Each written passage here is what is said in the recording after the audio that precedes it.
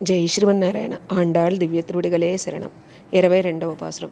మన గోదమ్మ ఈ పాసురంలో మన గురించి చెబుతూ ఉన్నారు. అందమైన విశాలమైన భూమిని పాలించే రాజులు వారి అహంకారాన్ని పోగొట్టుకుని వచ్చారు స్వామి నీ ద్వారం దగ్గరికి అంటూ ఉన్నారు. ఒక రాజు బాగా సంపద కలిగినవాడు, అహంకారం కలిగినవాడు, నిత్యము పట్టు పీతాంబరములే ధరించేవాడు. తన రాజ్యంలో గదుల గదుల నిండా రత్నాలు, మణులు, మాణిక్యాలు ఉన్నవి. బంగారు పళ్ళెంలో భోజనం. ఏనుగు అంబారీ మీద ఊరేగేవాడు ఆ రాజు అనుగ్రహం కోసం ఆ రాజ్య ప్రజలు, మిగతా సామంతరాజులు ఎంతో ఎదురు చూసేవాడు. అంత అహంకారంతో ఉండేవాడు ఆ రాజు. అలాంటి రాజు పరాయి దేశాలు వారు వచ్చి తన రాజ్యాన్ని కొల్లగొట్టుకుపోతే దిక్కు లేక అర్ధరాత్రి భిక్షాటన చేస్తూ ఒక నల్ల కుక్కని తొక్కితే ఆ కుక్క పెద్దగా అరిస్తే ఎంత బాధపడతాడో.